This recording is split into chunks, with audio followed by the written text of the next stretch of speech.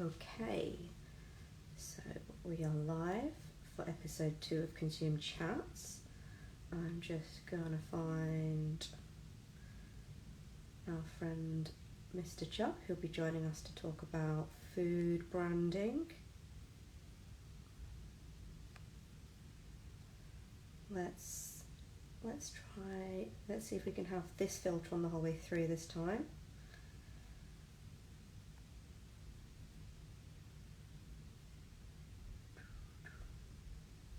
So today we're going to be talking about food branding and the importance of having an authentic food brand, so people understand what your passion is, understand about the cuisine. Here he is. I'll just add. Today we are live and direct from my office in my flat in Manchester. Here he is, Mr. Jubb. Let me just check if I can hear you. Can you hear me? I can hear you. Oh, fancy. Wow, there we go. So, Lucas and I have worked together for a little while now. Lucas is the branding partner at Consume Comms and in particular helps us on our food brands.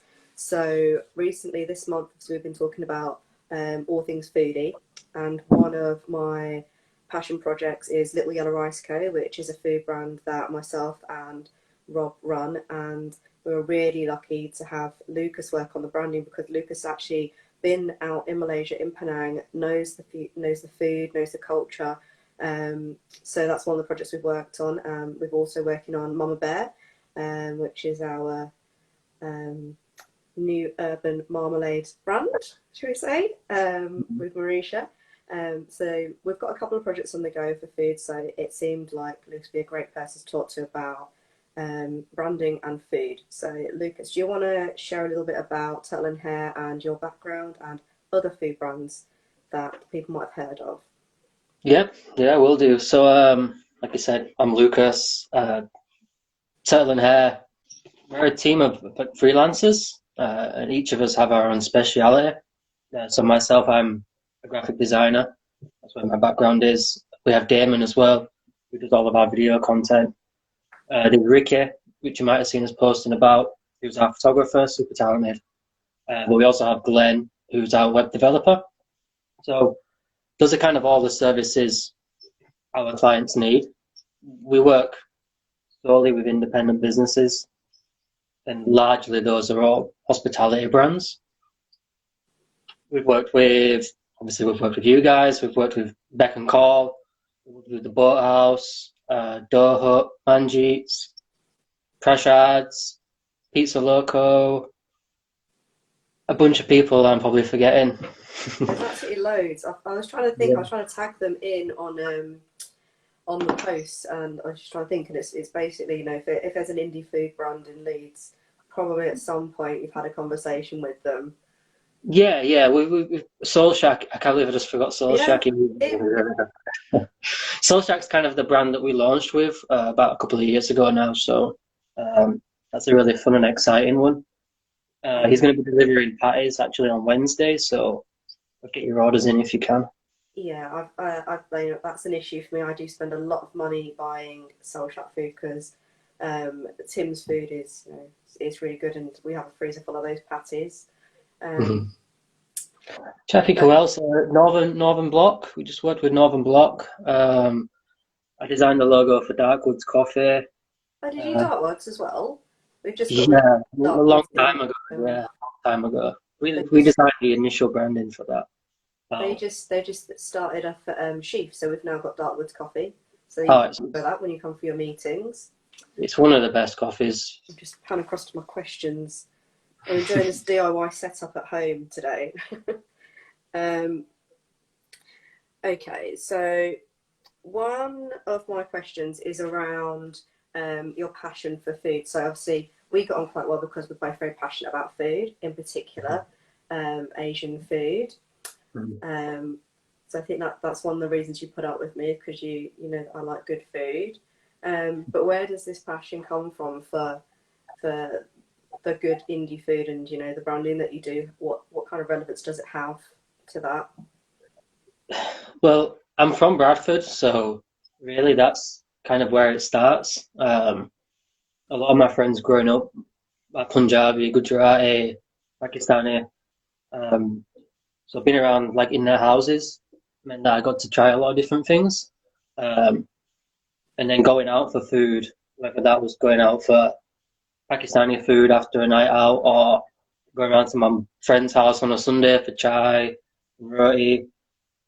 That just really introduced me to new experiences, and it's not just necessarily food that I am passionate for. It's kind of like a new experiences. Um, so that's it. Just kind of stemmed from there. The I took a trip around Eastern Europe at the start of uni, so that really opened me up to traveling around and kind of searching out new things. And then from there, I went and spent a year in Asia, largely in Malaysia, like you said. And that was just so different to anything I've ever experienced or even could have imagined. Didn't really go there knowing anything or where I was going, or you just jumped on a plane and we landed in Jakarta, which is the most congested city in the world, apparently. And I can remember quite vividly that first night trying to get some food being just crazy, crazy, insane. Like, we walked to this square and there was just 20 or so street food carts, and I'd never seen a street food cart before. Um, and I didn't know what anything was, didn't know any of the language, didn't even know what was on offer. So that was really exciting for me, especially as a designer. Visually, the way that stimulates me was really exciting. And it's just grown from there. The Leeds food scene, I kind of left as it was starting to boom. I remember we did the branding for the first Leeds feast, which used to be at the Tetley. It was quite a big affair. I had like a Ferris wheel. I guess that makes it quite big. But then I kind of left. And then when I came back about a year or so later, it was everywhere and everything was street food. Yeah, definitely. Like this street food scene didn't exist when I first moved to Leeds, like in No. 2009. The Tetley was still a brewery, and my flat used to overlook that. And I don't remember there being too much to get involved. There was always like the Yorkshire Food Festival and stuff like that, Yeah. Yeah. which is great if you want to get a multi-purpose peeler. You can always find that guy there. Um, but There's yeah, plenty of good like takeaways, small restaurants that were kind of floating around. Kind of on the outskirts of towns, you've got like Maureen's and the Ghetto. Obviously, Bundabus was around at the time. So the food was there, the good food was there, but it wasn't concentrated in the way that it is now. yeah, good food's always there. You just have to hunt it down. And I think that's probably the biggest difference between here and Asia is, I'm biased, obviously, but I don't think you'll get better food anywhere in the world other than Malaysia, especially. Penang is like, if you like good food and you want to eat well on holiday, you need to go to Penang for 2 weeks. You'll get every cuisine. You have Indian, Thai, Chinese. Hmm. They've even got their fun spins now on Western food, which is always They interesting. have and they have the Ramly Burger as well. The I, Manchester United Ramly Burger. I also just saw an instant noodle burger where they use instant noodles It's as quite the a big thing from in Indonesia. The Maggi noodles are really, really popular. yeah. And with Australia being quite close, I think I've seen a couple of Maggi noodle restaurants kind of floating around. Maggi being a good Malaysian brand. Uh, we should get sponsorship for these talks. But I Yeah. think one of the things with you is that you really take time to research, and Mm. um, you're always very passionate about authenticity, and I that's why I quite like working with you because you are a very harsh critique, critical almost to the point of my Tiger Mum type style. So it's really good for us. But why do you think that is? Why is it so important to have that authenticity come across in the branding? Where to begin? Oh man, it's well, the first project I did when I came back from that year out was Soul Shack. That was probably the first thing that I designed. Um, and Tim's passion for authenticity is pretty thorough. So it kind of started. There was like no choice. Didn't have the choice. It had to be authentic. Obviously, I'm a white guy, and not these cultures are not a part of my life in any way, apart from that I've experienced them and I've researched them and spent time looking at them. But you know, you can't. I don't want to be criticised for doing something wrong. I remember in university, one of the lessons that stuck with me was how visually things can be quite culturally different, and you can end up making a mistake which could cost that brand their livelihood. So that's just important for me. But really, it's enjoyable. It's really enjoyable. Like, I grew up here in Yorkshire, so I'm very accustomed to the culture here, especially uh, visually in terms of the experiences that are on offer.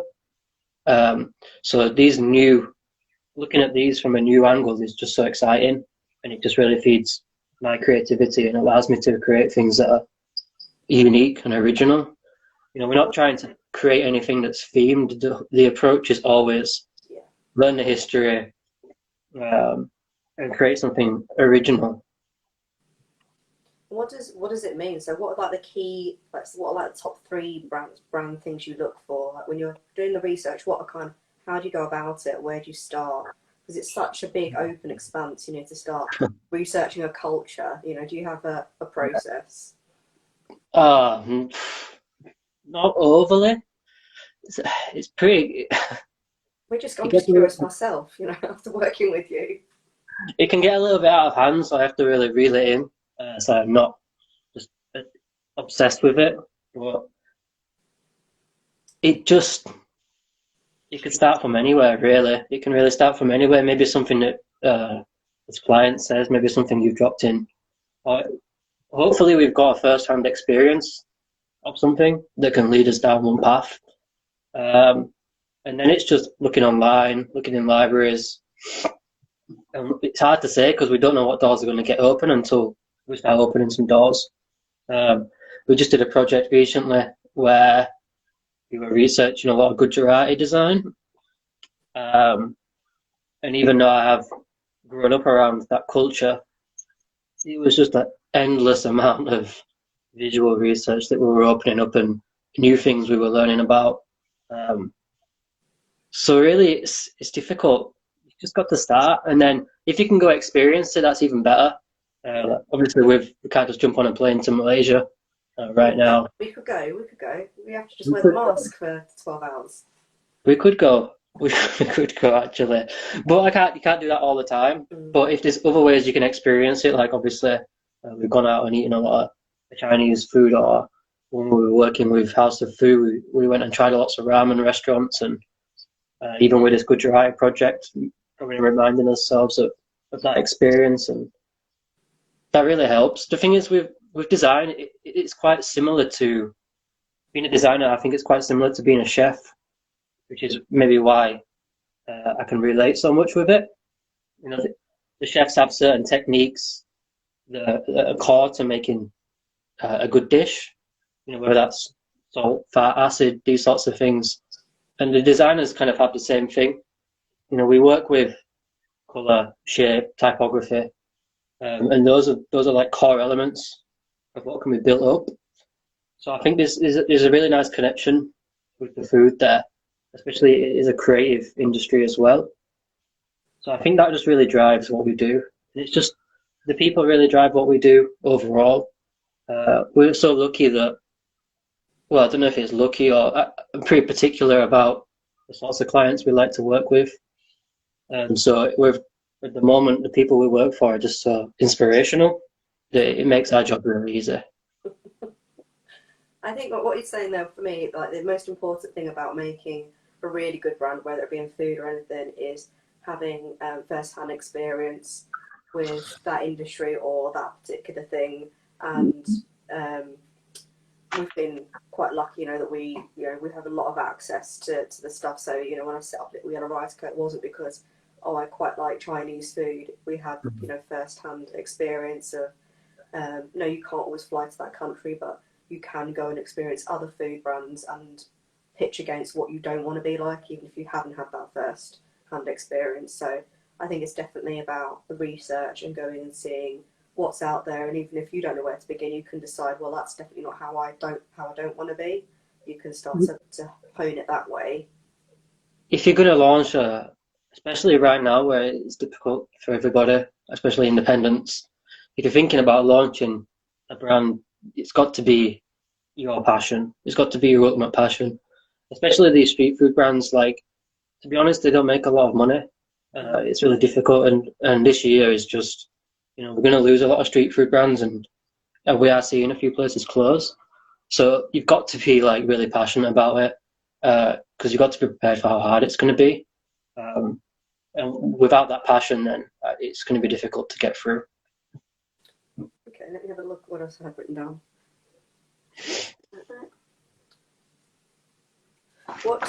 So I think we covered off a little bit, but what makes a good food brand?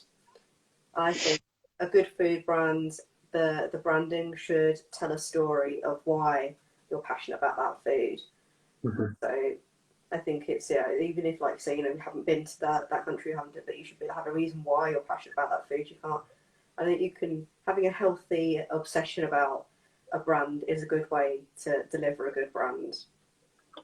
Yeah, like I just said, really, like you got to be really passionate about it. The food's got to be good. Like before I can do anything with the branding, like the food's got to be good. I know. I'm so scared when we have Lucas come in and he tries our dishes we're developing, and that's always a litmus test. Just if my mum says it's okay and Lucas says it's okay, it's going to be okay. Yeah, it's good. Luckily, it's good, and I don't have to ever cross that bridge. Like I said, like the clients we work with, we're really lucky that they're some of the best. And as it stands, I've never had to cross the bridge where someone's product hasn't been good. I'm not particularly sure how I'd address that if it did come up. So I think you'd be quite candid, Lucas. no, not. I'm not. And I think another thing right now is like any way you can make sure your business is sustainable for the environment is so important. Like independent businesses really set the trend for everything, whether that's the way they look with the branding or the way they act. They're really in control of what the bigger businesses do and what they want. They'll just copy the smaller, cooler businesses. It's just a fact. So anything you can do to think about where you're sourcing your materials from, whether that's print materials or packaging, or even the ingredients that you use, it's just so important.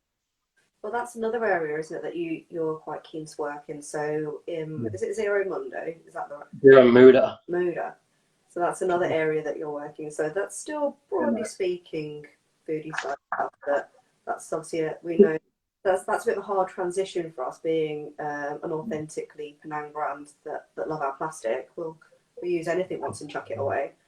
That's the thing, really. When we were out in Asia, the plastic problem was pretty serious. Yourself in Malaysia, you get free plastic bags for one portion of spring rolls.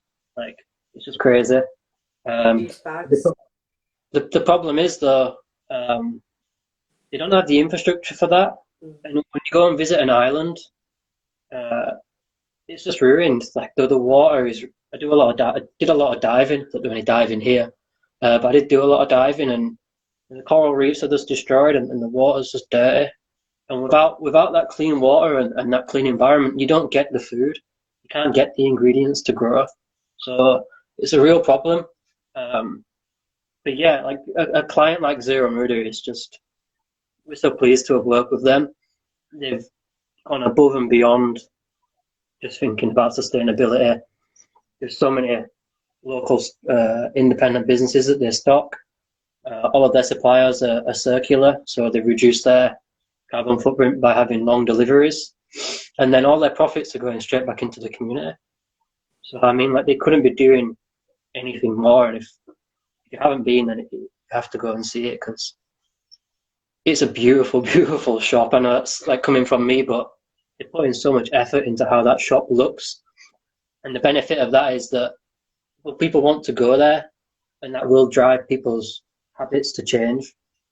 I think one of the ways that we're tackling the sustainability with Little Yellow Ice Co is taken directly from what happens in Asia. So we're Hmm. using plastic plates and bowls, but they are reusable each time, which is what you would get if you've ever travelled to Asia and you sit down and you get your brightly coloured melanine bowl Yeah. or plate. You know, it's very authentic to the experience, but it's also a bit more of an obvious choice than having some of the other brands, some of the recyclable cardboard brands that can only be recycled in a very specific way. So I think Hmm. you can also do things, you know, if you actually look at the culture you're trying to emulate or the type of cuisine you're trying to emulate, you can normally see how they're doing it in that country if you're looking at, especially with Asian brands.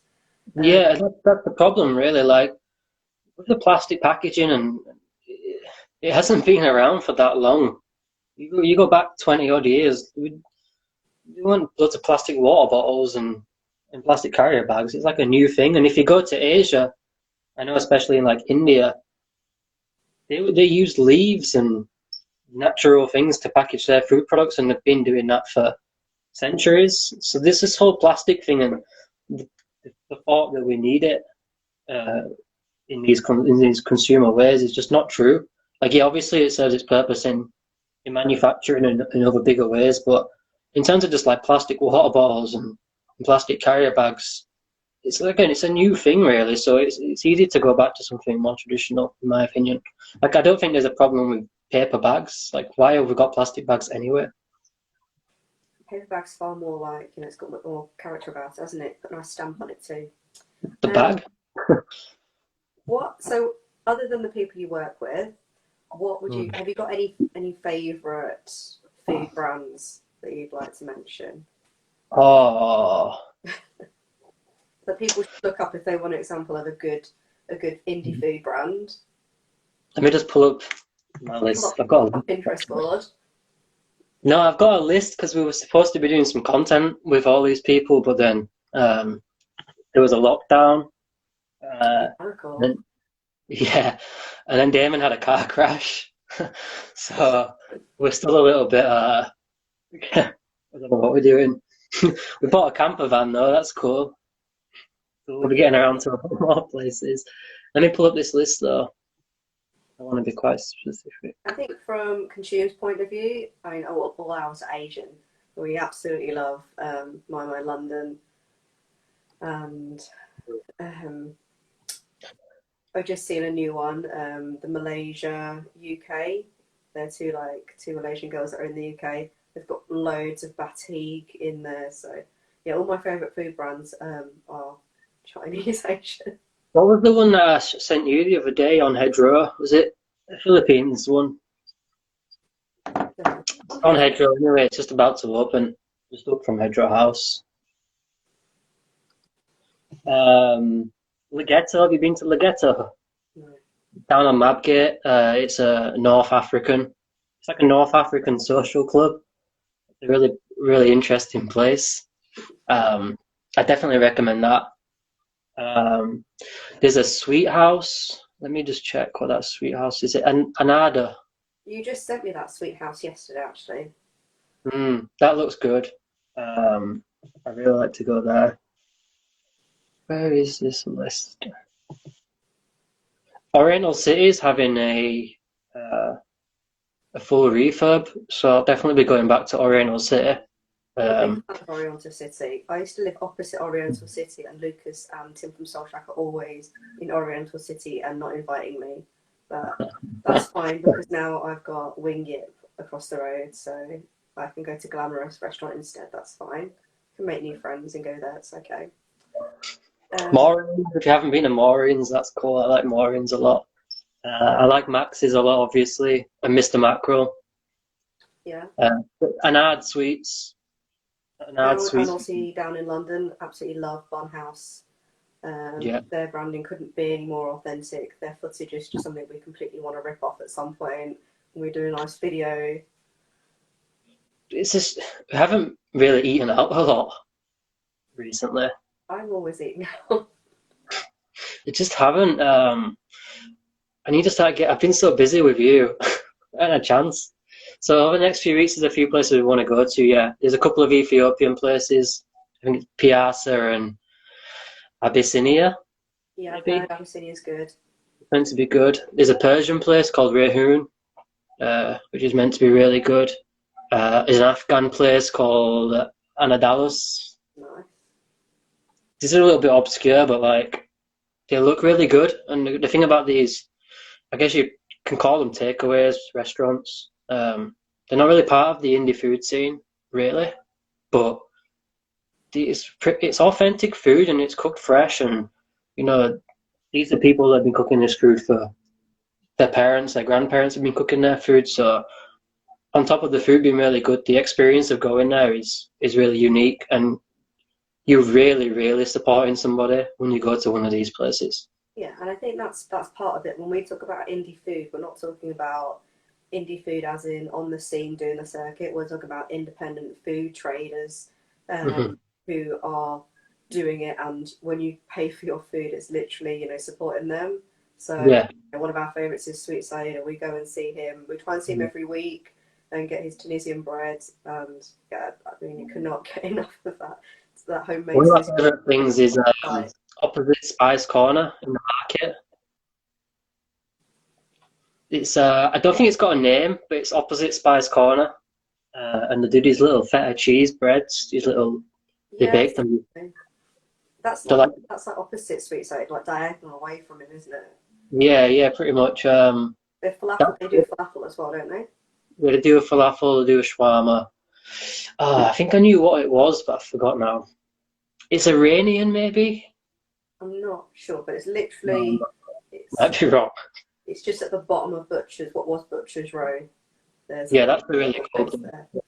Um, And we're just about to put out a map actually of all like our favorite Chinese places. Um, so like I said, Oriental City we really like. Home, if you don't know if you've been to Home yet. Noodle Star, or as I always call it Noodle Leicester and get told off. Is it not called Noodle Leicester? Apparently not. Apparently I'm pronouncing it wrong, but Yeah, that makes sense. I've not been there. I've not been there. But either way, it's near the University of Parkinson Steps. That's really good. And I think once you've had fresh noodles made by them, you really can't go back to any other noodle. All other noodles are inferior now. You've got to go to Home. That whole street, there's Noodle Star, there's Home, and then there's a new one just in between them two. I don't know what it's called. The new Just one. open. Yeah, Um, it's got Chinese characters as the name, so I don't know what it's called. I think what we're saying is basically if you're looking for like good Asian food, follow the other Asian people. So you're doing well in Home because it's full of Chinese people. Yeah, that's right. That's a good kind of rule of thumb when you're looking for good food. As we are coming to the end, Lucas, do you have, say, a couple of points? If you say this is a new street food brand or independent food business on the market, advice would you give them? What top three things would you say to them about their branding? One, don't pick a template off of Moo or Vistaprint or any such thing. Oh, But I didn't. that's I one. didn't even consider that as an option, but yeah, don't do that ideally. It's really difficult because everybody has different budgets. So some people have to do that, and that's fine. That's a step too far. I think if you're starting a food brand, you have to You've got ask to be yourself why you're invested. passionate about it. Yeah, you got to be invested. So it's easy enough to find someone who can do some branding for you. Um, just try be adventurous, I guess. Just try to do something original. Like I said, you're going to be setting the trend for what's cool. So bear that in mind from the start. You've got the opportunity to do some exciting things. So if you can push the boundaries in any way, that's really cool. Um, Being original is such a massive void, though. To say be original, I think you have to ask yourself the question: why do I like this food? Why am I making it? And try and put a bit of yourself into it because people buy from people. So it's really important to try and use your own images and when was the first time you had that food and things like that. That's kind of where originality sparks from. yeah, as much as of your own story you can tell, the better. Because people, I don't really like to use the term buying into, but that's what people will attach themselves to is you and your story. Um, and having an understanding of the story before you eat the food is going to make it taste better.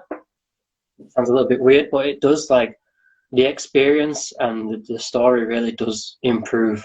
uh, the enjoyment whilst eating your food. Um, get some photos taken of your food. I think that's really important. Um, you can do it yourself on the phone. It's usually not very good. So if you can in some way get some photos done, that's such a big one. You see so many street food brands who are posting on Instagram all the time, but they don't post pictures of their food. I had quite a few of my photos deleted by you and Rob off of My Little Yellow Rice Co. brand because they weren't up to par. But I think it's important to have some behind the scenes, a little rough around the edges, especially when you start, because you get Yeah, cut, yeah. get stuck, It's don't you, and then difficult. you never post anything. Yeah, well, it's not supposed to be easy, really. It's a difficult thing to do. So yeah, you can get a picture and just try and get a picture on your phone, but really you need to be thinking about lighting is really important. So whether that's just being in some really nice, bright, natural light, and then there's a few little bits of editing you can do on your phone on a photo. But really, just pay it. Just you've got to be dedicated if you're going to be launching a food brand, and you're going to need some photos. So it's a really good investment, in my opinion. But I think you shouldn't get like our friend Marisha, who's caught in a vortex of worrying about her presentation, whereas Yeah, I'm the polar opposite. I'm very DIY. I took my photos, post them because you can always delete social media. You yeah, can always delete definitely. a photo, but you've got to start somewhere. Yeah, just get post. If you've got anxiety about posting, you just got to just post it. And if you want to wake up in sweats 2 days later and delete it, that's fine. That's absolutely fine. Um, it might even be worth deleting some posts 6 months down the line, if you are really concerned about how that sort of thing looks. But yeah, just get going would be to Marisha. Get going. We're But waiting. you've bought like 5 kilos of oranges. Like, that in itself is a photo. Just take that and get it up. It is, yeah, and it's interesting. Not you don't always see 5 kilos of oranges, for example, with a Mod street. jumping for a domestic freezer, you don't know. So yeah, anything behind the scenes is really interesting. People want to know how the food's being made and what it is that you're doing. So get going with that stuff as soon as you can. Okay, and so to wrap up, so you have a map, you have a Chinese food map coming out. Let's have a look at the map. It's done in our favourite colour for Chinese people. Look at Nice. the little turtle in Hare in there. Um, It's cool. so Luke has got this map coming out. You've got Leeds, haven't you? So we're hoping now that I'm in Manchester, we can start scouting Yeah, the definitely. Mancunian element of that. Yeah, Manchester and Birmingham. I'd really like to do something in Birmingham. I'm not that familiar with the Birmingham Chinese food scene actually, but I know London and I know we're getting to know Manchester. We're discounting them 1 week at a time, all the different restaurants. So Luke's got that coming up. How will people find this map? Where do they go to get it? Do you know? Just It's come gonna to be you. in all like the bars and restaurants, hopefully. And I think we're gonna just go and do some door drops. It's supposed to be like a takeout menu. It's supposed to be influenced by that New York Chinese takeout menu. So I think we might just drive up to like Chapel and do some door drops. Is that legal? I Probably. think it's fine. Yeah, it'd be okay. Well, now we've told everyone, it's probably not fine. We should have kept that quiet. It's what we're gonna do.